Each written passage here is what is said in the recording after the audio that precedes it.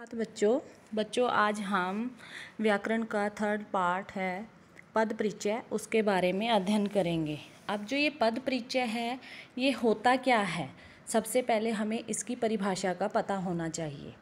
पद क्या है? देखो, जब शब्द वर्णों से शब्द अक्षर बनते हैं, अक्षरों से जो है शब्द बनते हैं। जब हम शब्दों को वाक्य में प्रयोग करते हैं तब हम उनको शब्द ना कहकर पद कहते हैं। और यहाँ पर उन्हीं पदों के बारे में आज हम पढ़ेंगे, जानेंगे। शब्द क्या है? वर्णों का सार्थक समूह है और वर्ण जो है वो स्वतंत्र इकाई हैं, यानी कि वर्णों से जो है शब्द बनते हैं और शब्दों के सार्थक समूह को शब्द कहते हैं। और जब शब्द वाक्य में प्रयोग किए जाते हैं तब उनको पद कहा जाता है। तो उन्हीं पदों का, उन पद परिचय के बारे में आज हम यहाँ पर डिस्कस करेंगे। अब पद परिचय क्या है? किसी वाक्य में आए संज्ञा, सर्वनाम, विशेषण, क्रिया तथा अव्यय आदि शब्दों का अलग अलग परिचय उनका देना पद परिचय कहलाता है। दूसरे शब्दों में, पद परिचय देने के लिए वाक्य में प्रयोग किए गए शब्दों के भेद, उपभेद, उसके लिंग, वचन, कारक आदि के बारे में जानकारी देना ही पद परिचय कहलाता है। अब जो ये पद परिचय है इसमें किन किन चीज़ों का हमें ध्यान रखना पड़ेगा, वो है जैसे पद का नाम क्या होता है। अब जो वाक्य में प्रयोग किए जाते हैं जब शब्द, तो उनमें कर्ता का होना आवश्यक है, कर्म का होना आवश्यक है, क्रिया का, तभी वह सार्थक वाक्य बनेगा। अब जो है किन तथ्यों का होना आवश्यक है? सबसे पहले संज्ञा का होना जरूरी है और सर्वनाम का, विशेषण का और क्रिया का। अब संज्ञा का भी कैसे प्रयोग करेंगे? संज्ञा के प्रकार के बारे में हमें पता होना चाहिए, लिंग के बारे में, वचन के, कारक के और संबंध के। वैसे ही सर्वनाम के हमें प्रकार पता होना चाहिए और उसके अन्य तथ्यों का भी हमें पता होना चाहिए जो हम पिछली कक्षाओं में पढ़ चुके हैं। अब विशेषण क्या होता है उसके हमें पूरी जानकारी होनी चाहिए। विशेषण कितने प्रकार का है, लिंग क्या है, वचन क्या है और उसका वाक्य से संबंध क्या है। ऐसे ही क्रिया का प्रयोग हम कैसे करते हैं, वाच्य का हमें पता होना चाहिए, काल के बारे में हमें पता होना चाहिए और पुरुष और लिंग के बारे में पता होना चाहिए। यानी कि पद, जब हम किसी पद का परिचय देते हैं वहाँ पर हमें संज्ञा, सर्वनाम, विशेषण, क्रिया आदि के बारे में पता होना चाहिए। संज्ञा क्या है? संज्ञा के भेद, लिंग, वचन, कारक और क्रिया से संबंध। वैसे ही सर्वनाम से, विशेषण से और क्रिया से। तो जो क्रिया विशेषण है इसके बारे में, जैसे क्रिया के प्रकार के बारे में जानकारी होनी चाहिए। क्रिया से संबंधित जो शब्द हैं, वाक्यांश हैं, समुच्चय बोधक हैं, जो मैं आपको ऑफलाइन क्लास में करवा चुकी हूँ, और उसके बारे में हमें पता होना चाहिए। संबंध सूचक क्या है? ये जो हैं अविकारी शब्द हैं। पहले हमने विकारी शब्दों के बारे में पता होना चाहिए। संज्ञा, सर्वनाम, विशेषण, क्रिया क्या है? विकारी शब्द। अब जो क्रिया विशेषण और संबंध सूचक, विस्मय आदि बोधक, ये क्या है? जो अविकारी शब्द है। जब हमने शब्द विचार के बारे में अध्ययन किया था ऑफलाइन क्लास में, तो उसके बारे में भी हमें यहाँ पर जानकारी होनी चाहिए। अब यहाँ पर एक उदाहरण है कि मैं गाय के दूध को पसंद करता हूँ। आपके जो सिलेबस में या आपके एग्ज़ाम में जो है क्वेश्चन आपको इस तरह से आएगा, जैसे एक वाक्य दे दिया, मैं गाय के दूध को पसंद करता हूँ।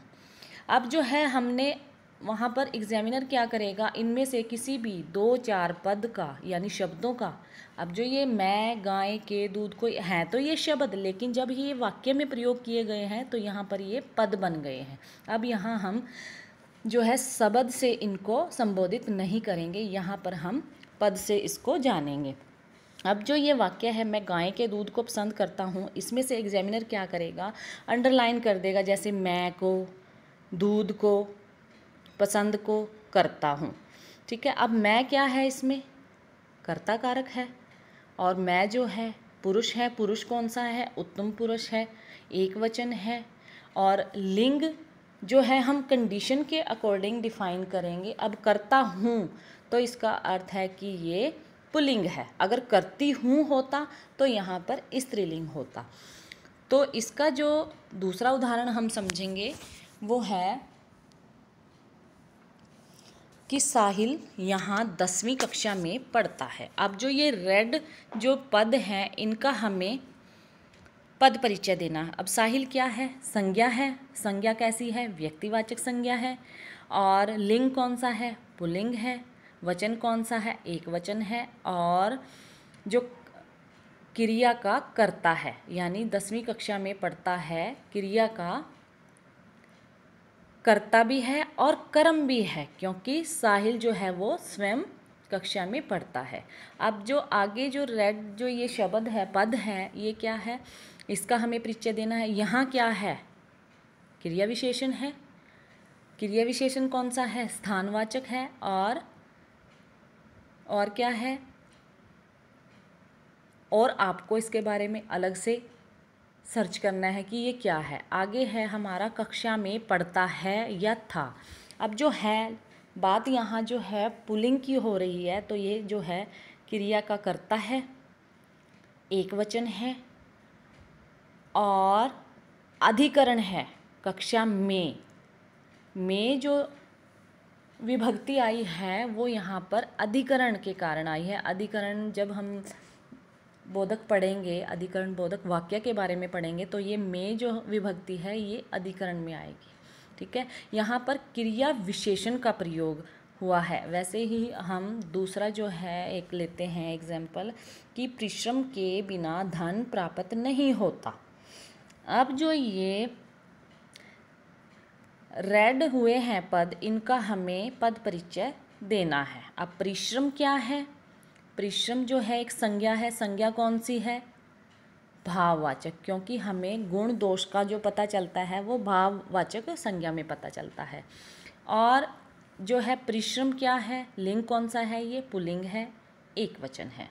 आगे है के बिना धन। के जो विभक्ति है वो संबंध बोधक में लगती है और यहाँ पर ये कर्ता कारक है, एक वचन है। कर्मवाच्य का जो एक परिश्रम के बिना धन प्राप्त नहीं होता, हमें वाक्य के अकॉर्डिंग कि उसमें जो है क्या कहा गया है। अब ये कर्म है, के बिना धन क्या है, कर्म है, किसका, परिश्रम का। तो कर्म वाच्य जो है यहाँ पर प्रयोग किया गया। अब प्राप्त नहीं होता, वैसे तो क्रिया क्या है, एक्शन, काम करना, लेकिन यह क्रिया का पूरक है। इस तरह हमें सभी पदों के बारे में जो एग्जामिनर पूछता है उसके बारे में हमें इनका परिचय देना होता है। एक शब्द जो है वाक्य और है कि हिमालय संसार का सबसे ऊंचा पर्वत है।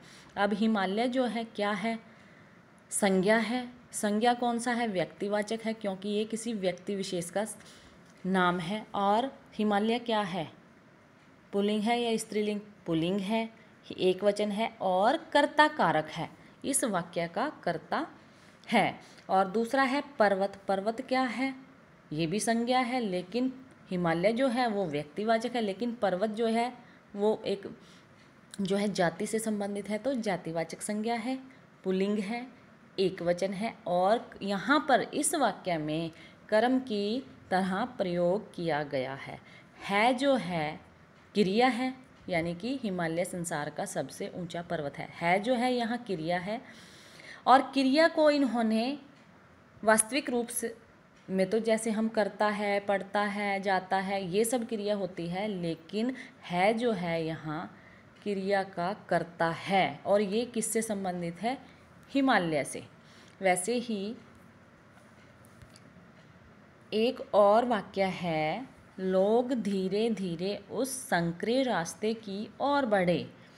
अब जो ये धीरे धीरे शब्द है ये क्या है, ये क्रिया विशेषण है, अविकारी शब्द है। इसके बारे सबसे पहले हम लिखेंगे कि अविकारी, अविकारी कौन सा, उसके नीचे लिखेंगे क्रिया विशेषण।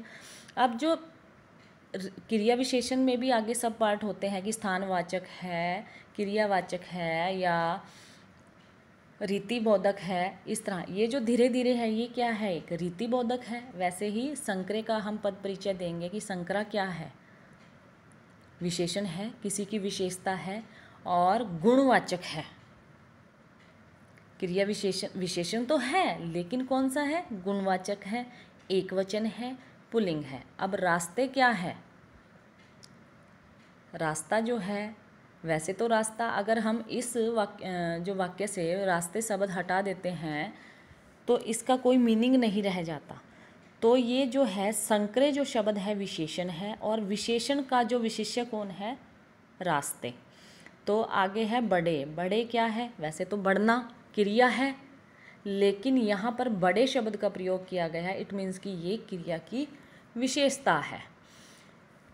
तो बच्चों पद परिचय में हमें वाक्य के हर शब्द का या पद का पता होना चाहिए और उसमें क्या पता होना चाहिए, संज्ञा क्या है, सर्वनाम क्या है, विशेषण क्या है, क्रिया क्या है, अव्यय या अविकारी बोधक कौन से हैं, क्रिया विशेषण है, समुच्चय बोधक है, संबंध बोधक है, विस्मय आदि बोधक है। इन क्रियाओं का हमें पता होना चाहिए और यह सब आप पिछली कक्षाओं में पढ़ चुके हो। संज्ञा, सर्वनाम, विशेषण, क्रिया, कारक, काल, बोधक, ये अब भी आपको अच्छे से पढ़ना होगा, तभी हम इन पदों का परिचय दे पाएंगे। Thank you, good day.